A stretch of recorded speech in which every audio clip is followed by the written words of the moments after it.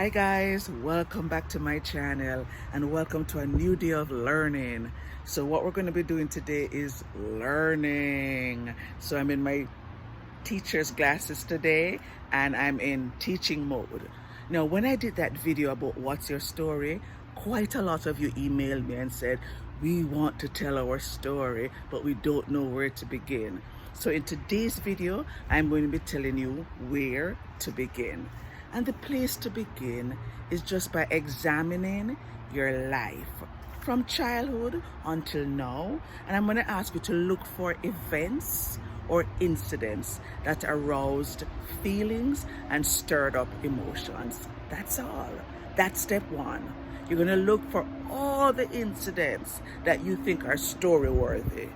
And then you're going to make a list of maybe 3 to 25. 3 the least, 25 the most for now. Because what you're going to do is after you write the list, you're going to look at each and see what you think would really make a good story. Now I'm going to be doing a series over the next few weeks. And this week we're looking at step 1. Next Tuesday we'll be looking at step 2. The Tuesday after will be step 3. And the Tuesday after that will be step 4. So tune in and don't miss a session. And if you know anyone who is interested in telling their story, share this video with them, because at the end of the day we all want to know that we can tell our story, and that when we tell our story it will be effective and it will be powerful. So join me as I tell you about one incident that aroused feelings in me. About a month ago, I was in the kitchen loading the dishwasher. It was sometime after midnight and my husband and I had just finished binging on Netflix. How many of you been there and done that? Yeah. It's a pandemic, right? So we're using that as the excuse. That's our excuse and we're sticking to it. So we were in the kitchen together. I was doing the dishes. I was taking things out of the sink and putting them in a dishwasher while muttering that I can't believe all of these dishes. I can't believe the sink is so full. Looks like every cup is in the sink. And as I was muttering and complaining, he was kind of to my left and he had just reached up in the cupboard and he had taken down a cup. So when I saw him do that, I said, I didn't know that there were any clean cups. I thought they were all here. And then I looked around at him. And as I looked at him, I found myself doing something like, the cup, clean cups. Wow, you found a cup. And I turned around immediately. I found myself basically talking gibberish. So I took a deep breath and I tried again. So a cup, yeah. And then I turned back and then I looked in the sink and I tried to continue stacking the dishwasher.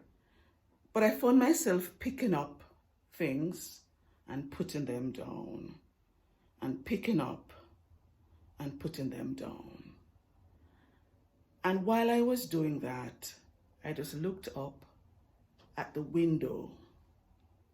We have this glass window in front of the sink. And as I looked into the window, I was looking into sad eyes. So I took a deep breath and I kind of turned to him and I said, that was kind of weird, right? And he just kind of smiled and nodded. And I said, you knew why I was sounding that weird, right? I sounded weird, right? He said, I said, but you know why, right? And he said, yeah, you saw the cup. And I nodded and I turned back around. And having him say it, I continued. Taking up the things, putting them in the dishwasher. Taking up, putting in the dishwasher. And I did that, and we were both silent. He walked behind me, he went to the microwave, he put the cup in, and as I listened to the whirring of the microwave, I continued taking things out of the sink and putting them in the dishwasher. I said nothing, he said nothing. Then the microwave beeped and he took the cup out. And then he said, when you're ready, your cup is on the island. I said, yeah, thanks. And I continued slowly taking things out of the pile from the sink and putting them in the dishwasher. Then his cup was ready. It beeped. He took it out. He gave me a quick little hug and he said, I'm going upstairs. I nodded and I continued putting things in the dishwasher, putting things in the dishwasher. Then I slowly turned around and looked at the cup. And then I walked towards the island, sat, picked up the cup, and before I knew it, tears were streaming down my face. And with the cup in my hand, I began to trace the letters on the cup. And before I knew it, I was back in time, and it was June 19, 2006. I had just finished teaching a 3-hour class at the university that I was teaching at then. And it was about 9:45 p.m. And I was on Highway 1, going west, approaching the Cassiar Tunnel Bridge. And just as I was about to hit the tunnel, the phone rang. And I looked at the seat beside me, and the caller display told me that it was my husband calling.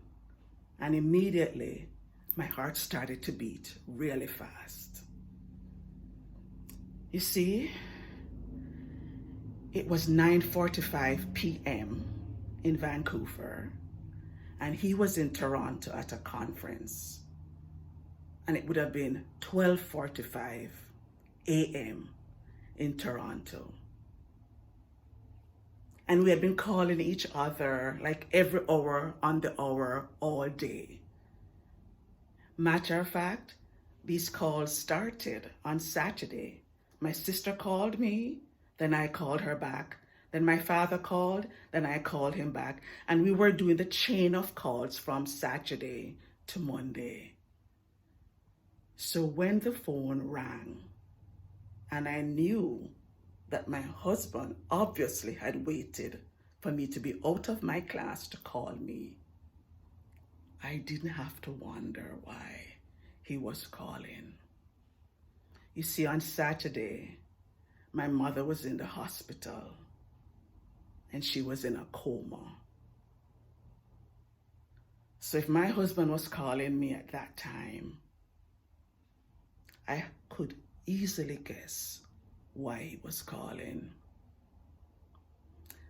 So I decided I had to answer the call. So when I answered, I just said, honey, and he said, where are you right now? I said, I'm just approaching Cassiar Tunnel. He said, okay, as soon as you clear the tunnel, just pull over. And when he said that, I started to cry. I really started to cry. And as I was driving to the end of the tunnel to pull over, he said, I didn't want to call you while you were in your class. And I said, I know. And then I pulled over and I said, before he said anything else, I said, she didn't make it, did she? And he said, I'm sorry, darling, she didn't. But I had to tell you before I went to bed, and I wanted to be the one to tell you. As I traced the letters on the cup, I was back in time. That time when I rested my head on the steering wheel, on the side of the highway. And I felt the way I felt then. I was the daughter who hadn't said goodbye to her mother. I was the daughter who said, she'll be fine. She's a woman of faith. She's going to be fine. I was the daughter who said, I'll come in the summer and visit her when I have time. I was the daughter who had spoken to her just 2 days before she had the stroke. But I was the daughter who didn't have time to talk then. I was the daughter who after 2 minutes said, Mom, I have to go. I'll talk to you later.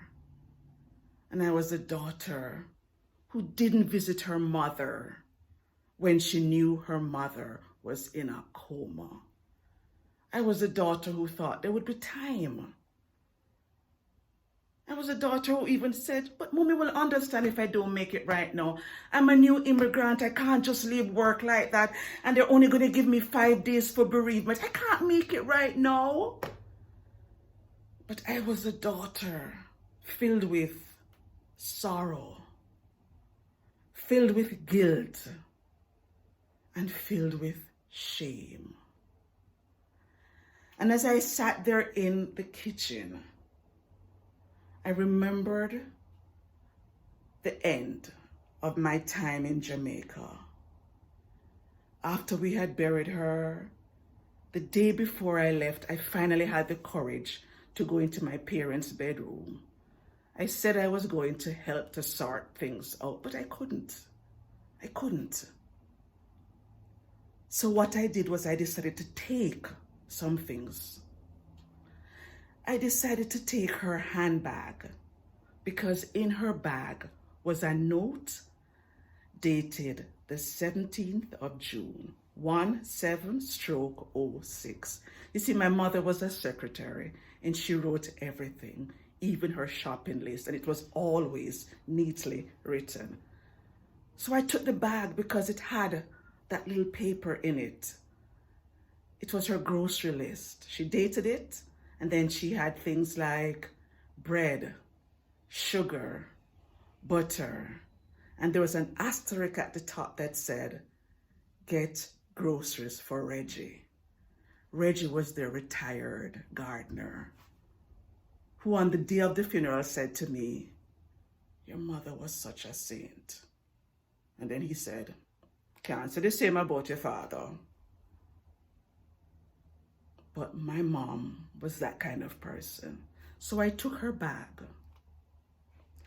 I took her skirt, this long floral skirt that I could not fit into, but I thought one day maybe I could. I never did. And I took this, her lip pencil. Well, 2. This is the last one. My mother was in a fire before I was born, and it had taken the color from her face initially, and it took the color from her lips, and her lips never came back. And she always used a pencil to pencil it in. That's how she said she knew my father loved her, because he loved her just the way she was. And the last thing I took was her cup with her name, Phyllis. The cup that my husband took from the cupboard. The cup which reminded me that I was not the daughter that I should have been. But as I looked in the cup and as the tears were flowing, I remembered that only 4 months before, I was at the same spot, not seated, but I was standing by the island when my husband had come in and showed me the shirt, the jacket, and 2 ties for my father's funeral.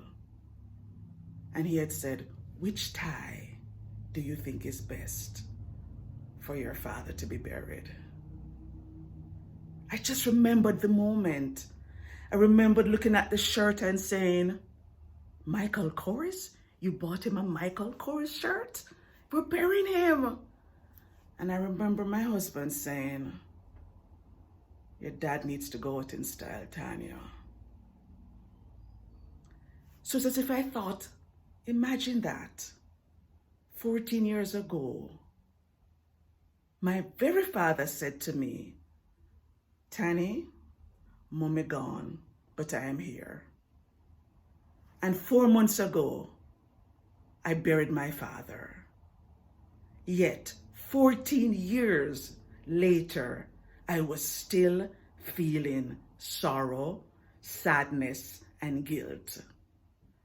And it was as if something just said to me, Tanya, it's time. It's time to stop beating yourself up. It's time to stop saying, why didn't I just go and visit her and say goodbye? It's time to forgive yourself. And just like that, I got up because by now the tea was cold. I walked to the sink. I poured the tea down the sink.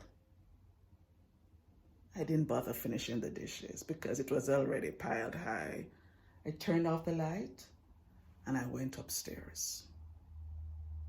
And when I crawled into bed, my husband just reached across and he said, are you all right? I said, not yet, but I'm getting there. So that's an example of an incident that stirred feelings and aroused emotions. Now, when you go through your list, if you've written down anything that did not stir feelings, but you think, I think this would make a good story, you want to strike those off the list. You have to have felt something. And it doesn't have to be pain. It could be joy, it could be desire, it could be anger, it could be jealousy, but you have to have felt something. Why? Because that's what's going to give your story texture and depth. If there are no feelings, there is no story. Because for it to be a story and an impactful story, something has to happen and a change has to occur. Now let's say when my husband had taken down the cup, I had just looked at it and said, we still have that cup? Really? No, that would not have been a story. So I wouldn't have been able to talk or write about that because that's not a story. So we're going to look for the things that created those feelings. And that's really what your audience wants to hear. Now, it was my first time telling that story. So there are a couple of things I think I didn't quite say. Like one of the things I did not emphasize was that that cup was like a sacred cup in the house. It was in a cupboard way at the top, and it was because there were no other cups available. My husband reached for it, and I had not seen it in years. So that was why when I saw it, I began to talk in tongues, really.